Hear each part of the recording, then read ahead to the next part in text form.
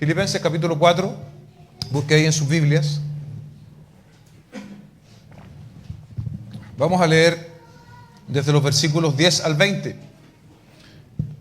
Filipenses capítulo 4, versos 10 al 20.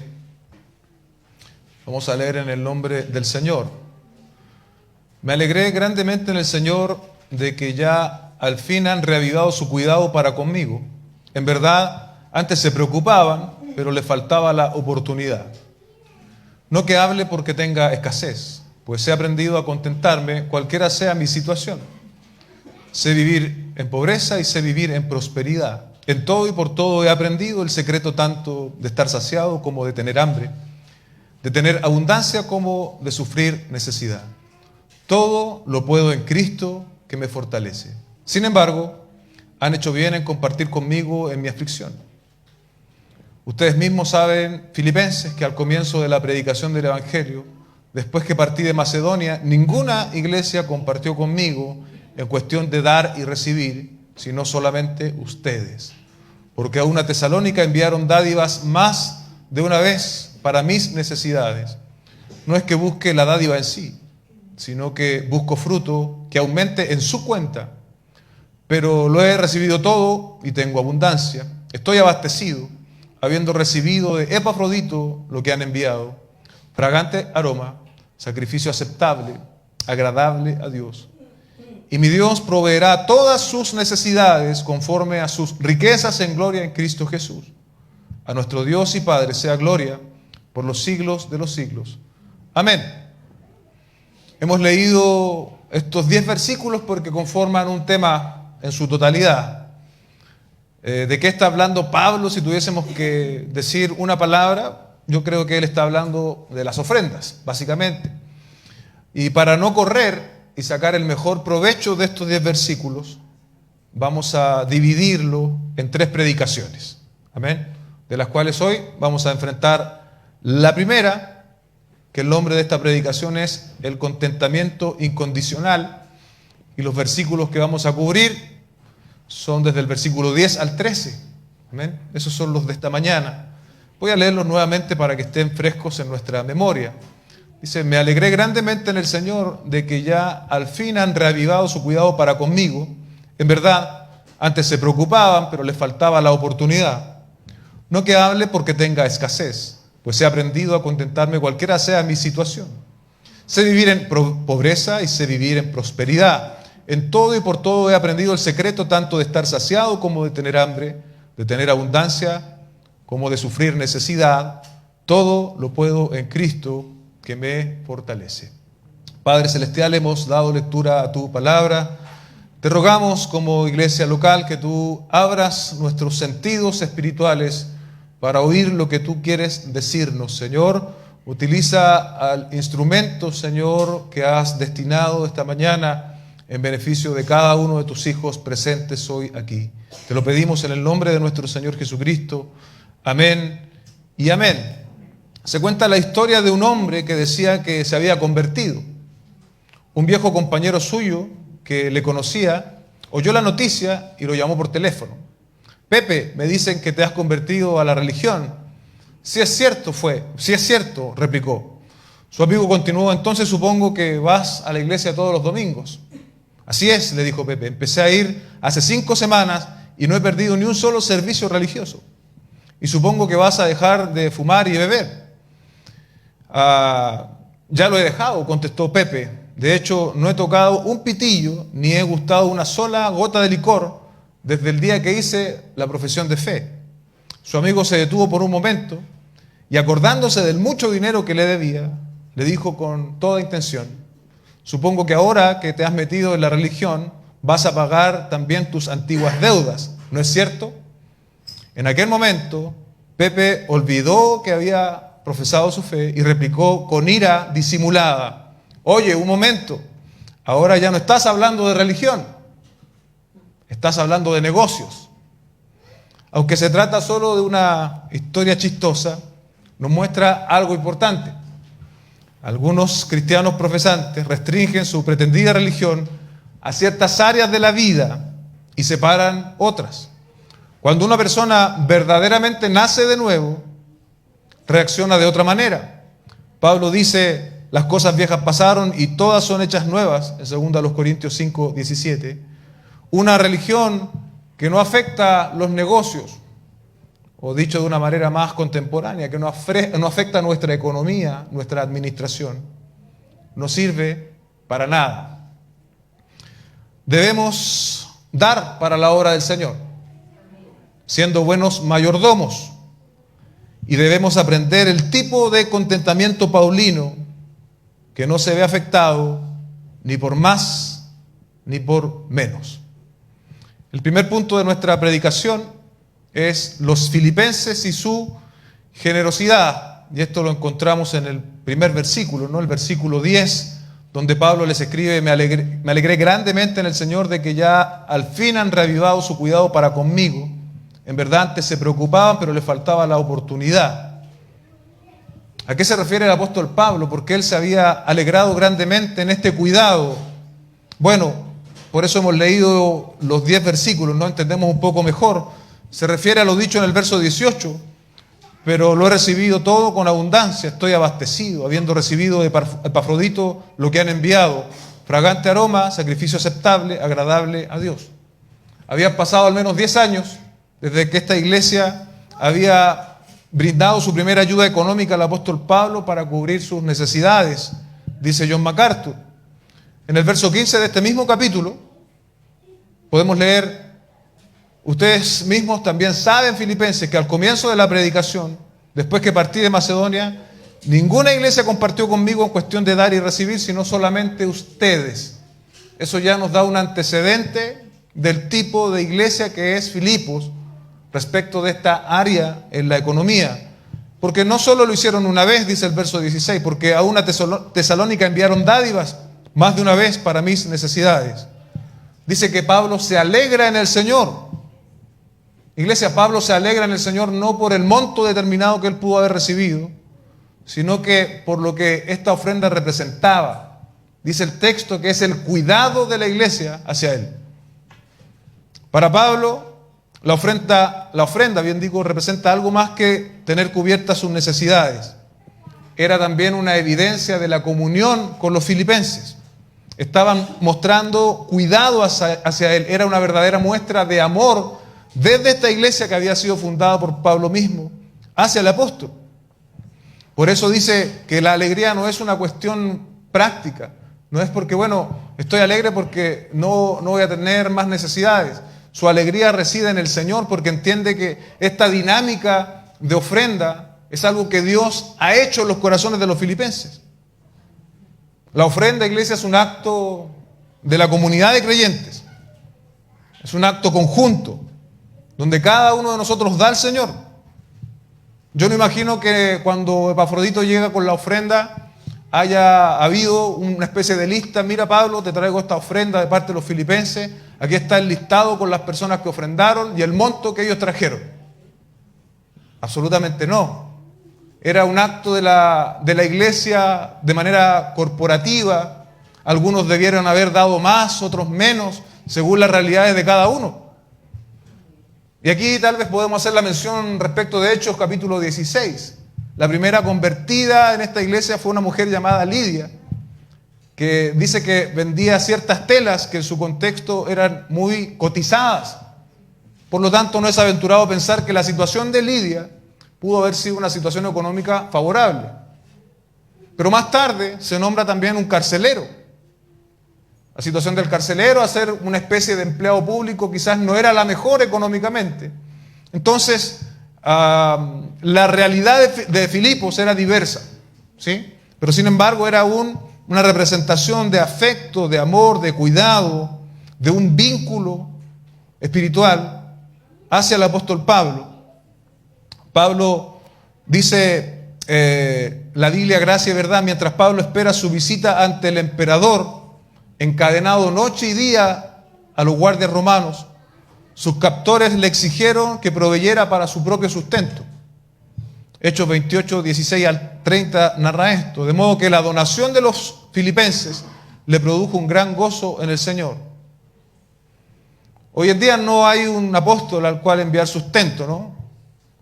Pero una iglesia local tiene el privilegio y tiene la obligación de dar, de modo que ese dinero que nosotros damos al Señor sirva para los propósitos del reino de Dios y de manera específica en la iglesia local. Usted puede dar su dinero también a otras obras, por cierto, de difusión del evangelio, ministerios paraeclesiásticos, pero hay una obligación primordial respecto de la iglesia local.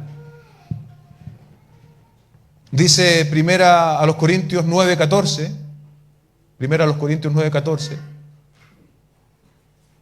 así también ordenó el Señor que los que proclaman el evangelio vivan del evangelio. Amén. Vivan del evangelio. Ahora, hay que ser correcto aquí, y muchos han dado un significado equivocado a lo que es vivir del evangelio. Muchos entre comillas, ministros de Dios, han visto en que vivir del evangelio es que ellos tengan camionetas, casas, lujos y ese tipo de cosas. Entonces abusan de textos como este, de enseñanzas como estas, para pervertirlas, para presionar a sus creyentes, a sus oyentes, bien digo, y para que les provean a través de las ofrendas condiciones que ellos mismos dicen que son las condiciones dignas que un siervo de Dios debe tener. Esta mala práctica, iglesia, no debe servirnos a nosotros como justificación para no dar a la obra del Señor. Luego podemos incluso encontrar otros versículos como 1 de Timoteo 5, 17 al 18, porque yo les decía antes, bueno, no hay apóstoles entre nosotros, pero la Biblia es clara en este sentido. Y en este texto que mencioné recién dice lo siguiente: los ancianos que gobiernan bien sean considerados dignos de doble honor, principalmente los que trabajan en la predicación y en la enseñanza. Porque la Escritura dice: no pondrás bozal al buey cuando trilla, y el obrero es digno de su salario. El Nuevo Testamento, cuando nos habla de ancianos, pastores y obispos, se está refiriendo al mismo oficio. El texto que leímos recién dice que son dignos de doble honor o honra, como traduce la Reina Valera, ¿no? Y esto específicamente se refiere a recursos. Podríamos decir hoy se refiere a dinero, a que la iglesia tiene la obligación de sustentar de manera principal a quienes trabajan en la predicación y en la enseñanza. Recuerdo que esta palabra trabajo, alguien alguna vez hizo un estudio de eso y dice relación con un trabajo extenuante. Casi quedar rendido en el trabajo de la enseñanza de la palabra del Señor. Recuerdo hace muchos años, unos 15 años o más, tengo de hecho un pastor amigo bautista, y me parece que en sus redes sociales en ese tiempo, no sé por cuál motivo, yo supe que él estaba trabajando en su sermón y dio a entender, no de manera específica, que después de un largo trabajo tenía listo su sermón para el domingo. Y yo en ese entonces no predicaba de esta forma y no estudiaba de esta forma la Biblia para predicar. Entonces me pareció raro que él invirtiera tanto tiempo en venir a la Biblia y en estudiar. Decía, pero si uno toma el texto y ahí el Señor te va hablando y uno elabora una idea, no puede ser tanto. Ahora entiendo un poco mejor, porque el trabajo de la predicación es un trabajo intenso, demandante, y requiere muchas veces de horas. Lo que uno presenta aquí en una hora, en 50 minutos, suelen ser horas de trabajo en el texto bíblico. Por eso ahora entiendo mucho mejor cuando la Biblia dice los que trabajan en la predicación y en la enseñanza. Porque esto, hermanos, no es un hobby. Y así lo debemos entender. Esto es un trabajo. Y es un trabajo altamente cuidadoso, porque podríamos decir que nuestro jefe es el Señor mismo. Amén. Los filipenses constituyen en este sentido, iglesia, un ejemplo, un buen ejemplo. Y también el Nuevo Testamento nos provee de malos ejemplos. Así como los filipenses son un ejemplo en dar, encontramos en los Corintios un mal ejemplo. En 1 Corintios 9, 11 al 18, Pablo escribió que no aceptó las ofrendas de la iglesia de Corintios. ¿Por qué? Porque él lo estaban acusando de predicar por dinero. Pero, a pesar de que él hace esta aclaración de no recibir estas ofrendas de parte de ellos, insistió en que la iglesia tenía la responsabilidad de sostener a los ministros de Dios. Y eso lo leímos en 1 Corintios 9:14 recién. Aceptó, sin embargo, la ofrenda de los filipenses porque se la dieron voluntariamente y porque Pablo tenía la necesidad de recibirla. Eso dice la Biblia Diario Vivir. Pablo recibe la ofrenda de los filipenses y no la de los corintios, pues estos últimos cuestionaban su apostolado y lo acusaban de estar haciendo las cosas por dinero, así como lo hacían también los falsos apóstoles. El apóstol trabajó en este contexto entonces con sus propias manos. ¿Cómo se sustentaba Pablo cuando él decidía no recibir una ofrenda de determinada iglesia? Él trabajaba con sus propias manos. La ofrenda recibida es una muestra de confianza mutua entonces entre los filipenses y Pablo. El apóstol Pablo estaba libre de cualquier condicionamiento por parte de los filipenses. La recibía con libertad y por su parte los filipenses también la daban con la misma libertad, sin sospechas de ningún tipo. Eso es muy importante. Cuando nosotros damos para la obra del Señor, tenemos que hacerlo con conciencias libres, sin sospechas de ningún tipo. Cuando usted ofrenda a la iglesia, ¿siente lo mismo? Es un problema dar ofrendas con sospechas en el corazón. De hecho, si seguimos el patrón de los corintios, en ese caso mejor no traiga sus ofrendas. Los filipenses en este sentido, otra vez, nos brindan un gran ejemplo. ¿Dónde estamos representados, amados hermanos, nosotros? ¿En una iglesia como los filipenses o en una como los corintios? ¿Damos con libertad al Señor o damos con sospechas al Señor? La ofrenda está destinada de manera práctica a cubrir los diversos gastos que una iglesia puede tener. Pero es innegable a la luz de las Escrituras que uno de esos gastos está enfocado precisamente en el sostenimiento del pastor o de los pastores. El texto sigue, dice, en verdad antes se preocupaban, pero les faltaba la oportunidad. Pérez Millo dice, no era por indiferencia, ni siquiera por dilación, sino por falta de oportunidad. Algo interrumpió el cuidado que estos filipenses tenían hacia el apóstol, pero la iglesia de Filipos fue proactiva y buscó una manera de resolverlo. No esperaron una experiencia mística, como que se abriera el cielo o un ángel les apareciera de noche y les dijese, el apóstol Pablo tiene necesidades, reúnan una ofrenda. No, ellos fueron intencionales, se organizaron, juntaron esa ofrenda y escogieron la persona capacitada para enviar esa ofrenda a través de Epafrodito y manifestar este cuidado. Puede haber periodos, amados hermanos, en que nuestras ofrendas son pausadas o están en pausa, por así decirlo. Claro que sí, claro que sí. Eventualmente pueden suceder estas oportunidades que el texto nos dice por distintas razones. La que yo pensaba de manera más directa es cesantía. Si un hermano, una familia está cesante, yo creo que es una buena razón para poner en pausa sus ofrendas. Ahora, ¿cuál es el problema? Cuando la pausa se convierte en una norma. Cuando la pausa se convierte en una norma y pudiendo ofrendar, nosotros no lo hacemos. Ese es un problema.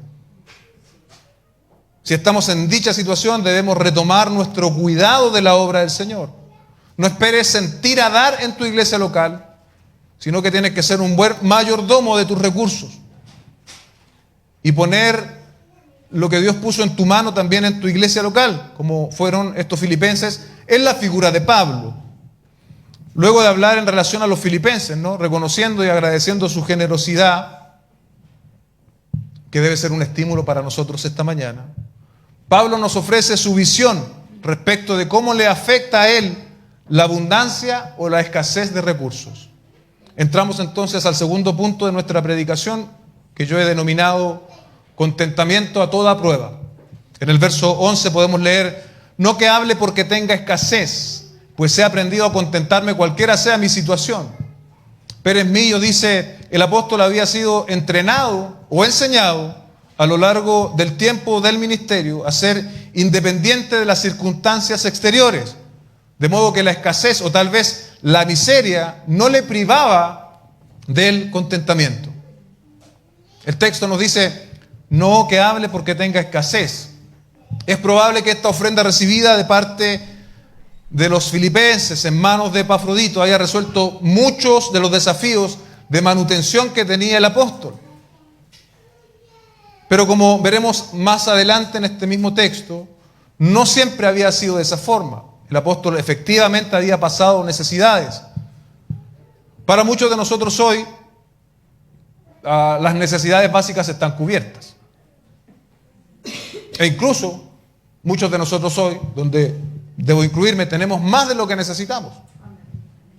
Por la misericordia del Señor.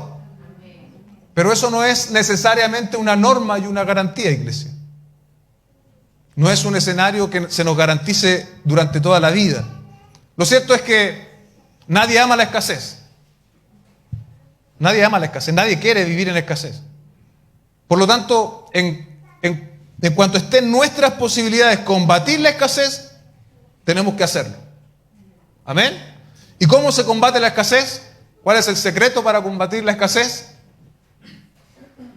Como decía me acordé ahora, como decía alguien que se postuló alguna vez a algún puesto político, trabajo, trabajo, trabajo. Tenía como 2 segundos para hacer su publicidad y dijo, trabajo, trabajo, trabajo. Así se combate la escasez, trabajando. Yo pensaba en la realidad de los profesionales.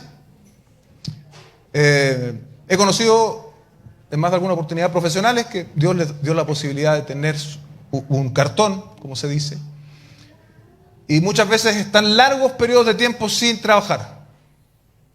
Yo creo que obviamente hay un tiempo en el cual uno debe tirar esos currículos y esperar una respuesta, pero si no se abre ninguna posibilidad, yo soy de la idea, digo yo, no Pablo dice, ¿no? Digo yo, no el Señor, dice Pablo, digo yo, debiese tomar cualquier plaza. Y tengo la experiencia de muchos de mis hermanos que vienen de Venezuela, con sus profesiones y todo, y cuando llegaron acá tuvieron que tomar un trabajo sencillo, porque tenían precisamente que combatir la necesidad. Entonces, iglesia, tenemos que trabajar. El apóstol Pablo le dice a los tesalonicenses, si alguno no quiere trabajar, que tampoco coma. Que tampoco coma. Combate la escasez. Si usted, como dije antes, tiene una profesión y no encuentra trabajo, haga otra cosa. El apóstol Pablo, el gran apóstol Pablo, el insigne apóstol Pablo, estaba en el negocio de las tiendas. Cuando él no tenía, me imagino, no sé, habrá sido un cáñamo, una aguja, no sé cómo habrá hecho las tiendas él, pero tomaba sus herramientas, tomaba sus instrumentos y se ponía a hacer tiendas.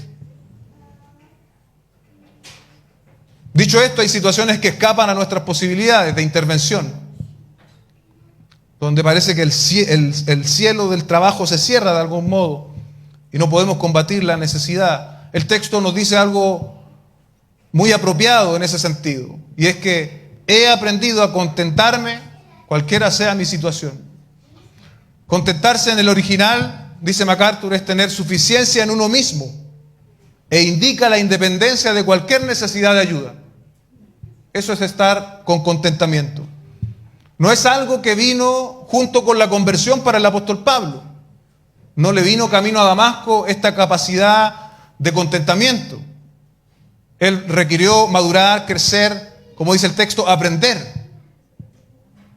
Pérez Millo dice, la vida de servicio, con todos los contratiempos, privaciones, golpes, hambre y sed, fue la escuela en la que aprendió a contentarse.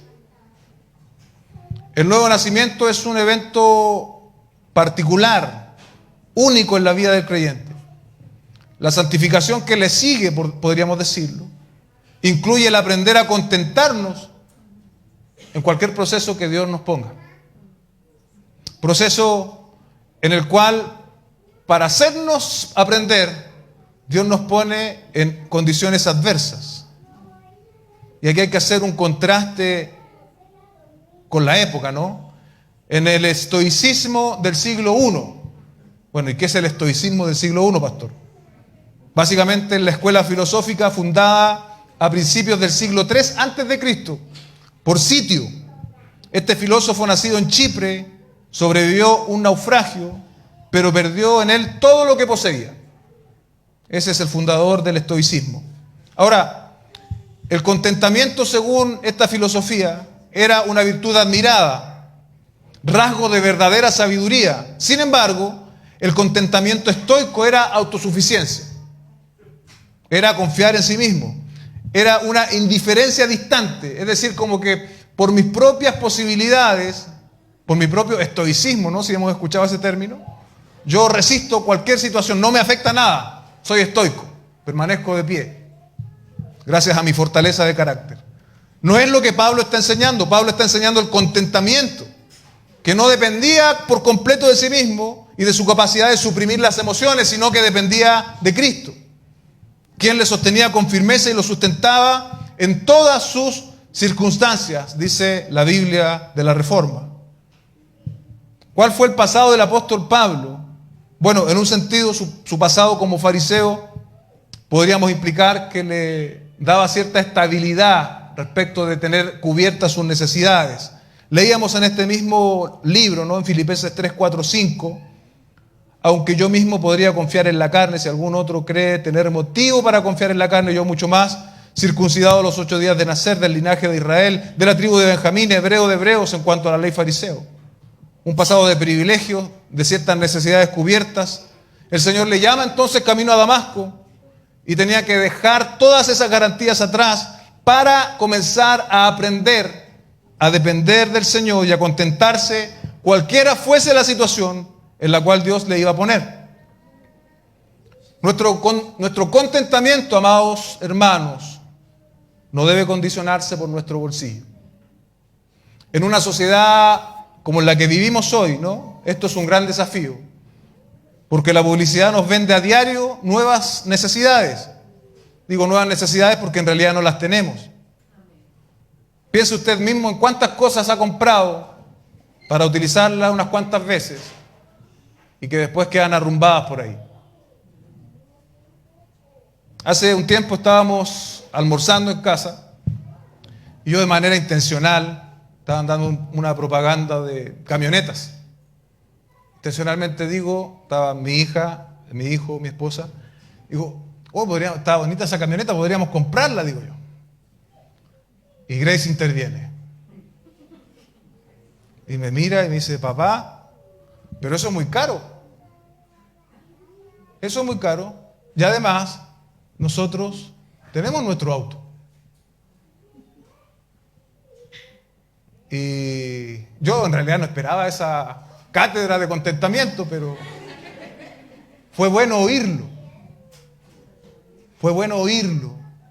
Quiere decir que los niños, incluso siendo muy pequeños, captan mucho más allá de lo que nosotros pensamos. Arrastramos entonces a nuestra vida de creyentes ciertos patrones de disconformidad, de afanes pasajeros, estándares de lo que sería una buena vida.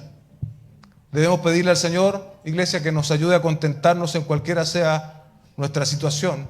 La advertencia de Pablo a Timoteo, en 1 de Timoteo capítulo 6, es relevante en este sentido. Dice el apóstol 6:7, porque nada hemos traído al mundo y así que nada podemos sacar de él. En el verso 8 dice, y si tenemos que comer y con qué cubrirnos, con eso estaremos contentos. Luego saltamos al versículo 10 y dice, porque la raíz de todos los males es el amor al dinero, por el cual, codiciándolo algunos, se extraviaron de la fe y se torturaron con muchos dolores. En el verso 7 podemos pensar en que nunca usted va a ver una carroza fúnebre remolcando los bienes que el difunto logró obtener en su vida con todo su esfuerzo. Eso no lo va a ver jamás. ¿Y con qué debiésemos estar contentos? Como dice el verso 8, ¿no? Con comer y con cubrirnos.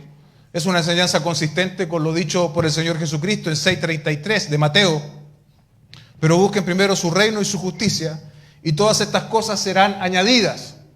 ¿Qué cosas? Mateo 6:25 nos responde con claridad. Por eso les digo, no se preocupen por su vida, qué comerán o qué beberán, ni por su cuerpo, qué vestirán.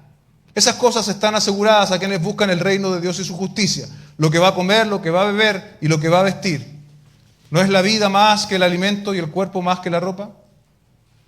El versículo 10 de Timoteo, que hemos leído, nos muestra el potencial destructivo que tiene el amor al dinero y el afán sobre los asuntos de esta vida. Mire, dice, porque la raíz de todos los males es el amor al dinero, por el cual codiciándolo algunos, mire qué peligroso, se extraviaron de la fe.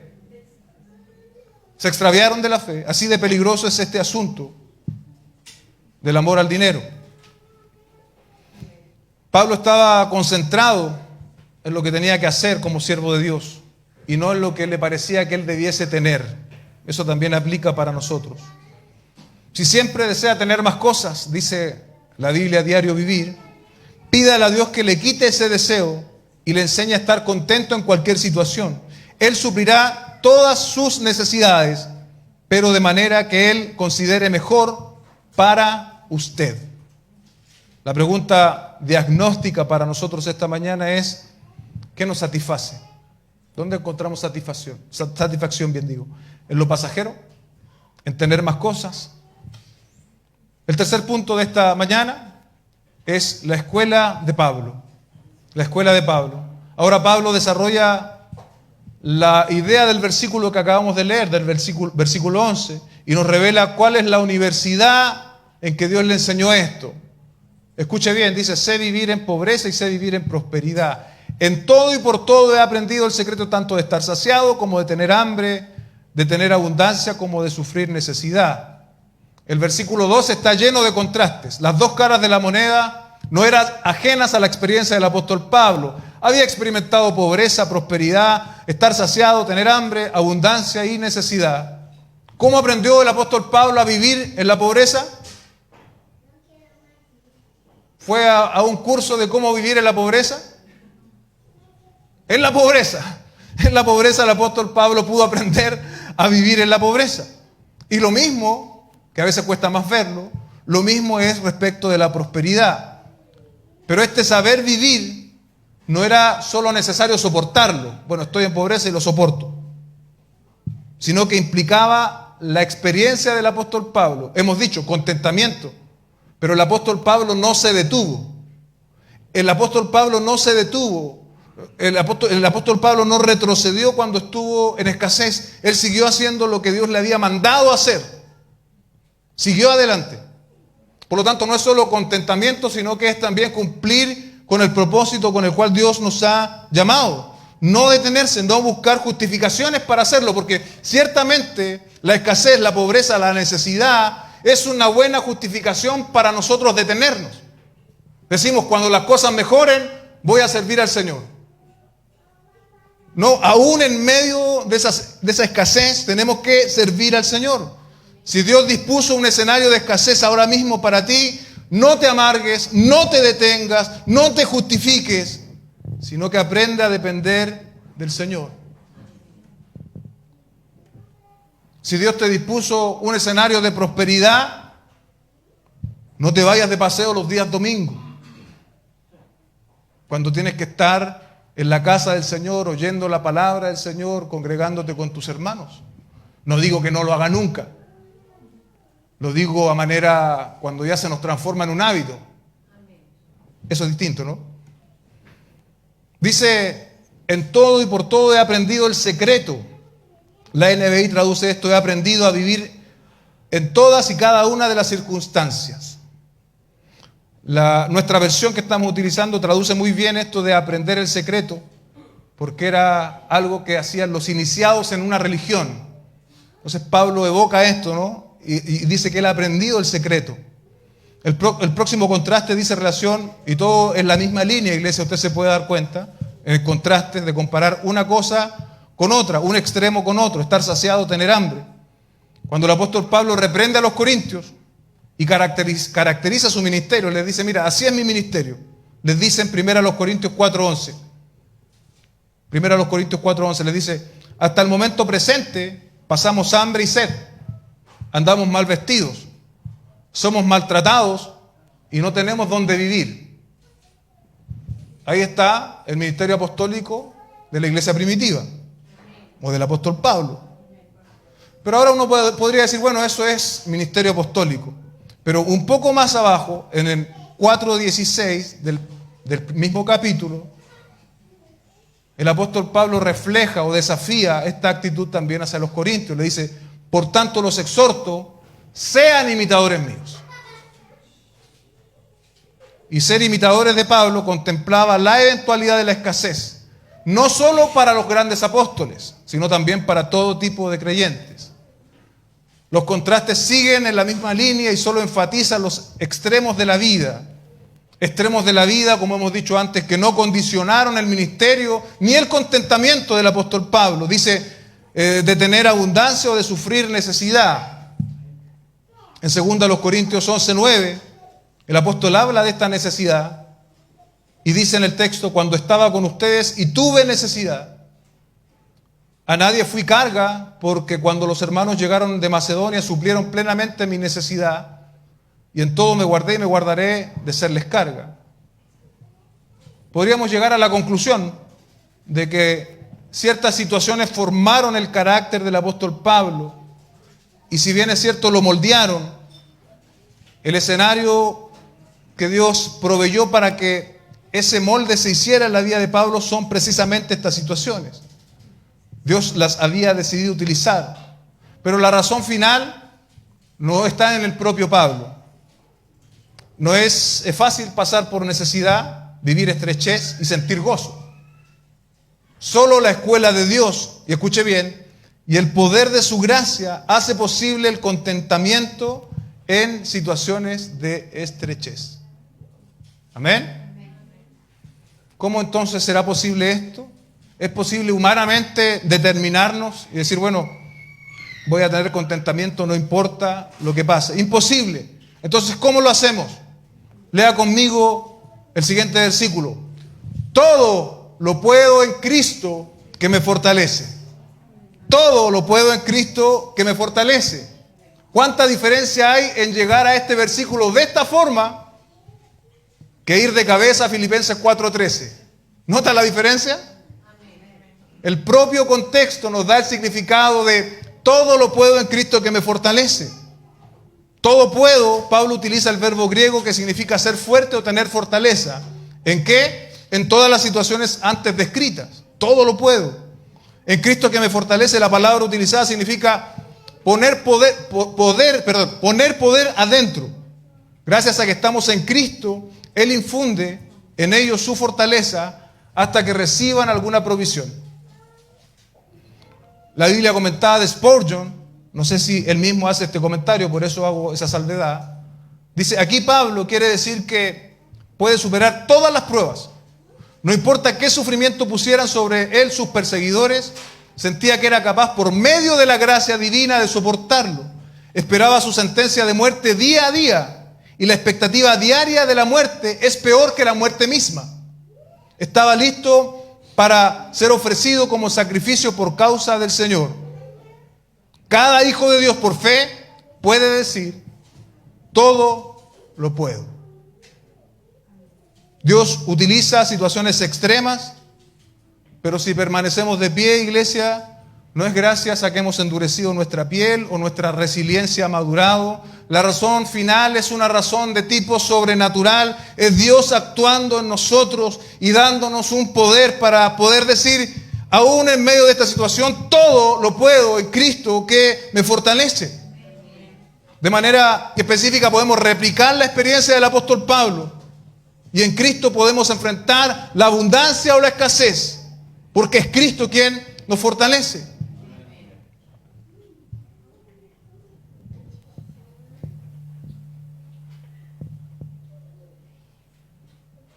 Esta escuela a la cual Dios nos somete en determinadas situaciones también nos va a permitir el día de mañana poder enseñar a otros.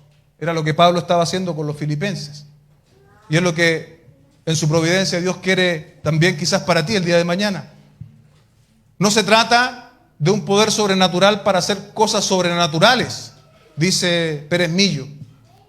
Yo le agregué o levantar empresas. Algunos han tomado este versículo como un eslogan para sus proyectos personales. como muchos interpretan, sino la entereza de carácter necesaria para afrontar esos momentos de la vida que sin Dios serían imposibles. Sin Dios sería imposible.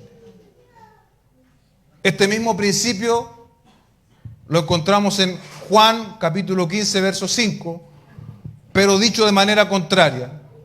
Filipenses 4:13 nos dice: todo lo puedo en Cristo que me fortalece.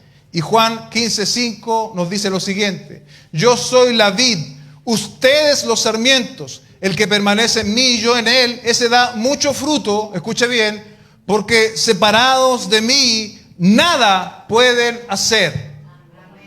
Separados del Señor nada podemos hacer, nada bueno, nada que glorifique al Señor. En Cristo, amados hermanos, hermanas, están los recursos que tú necesitas, en cualquier lugar o circunstancia.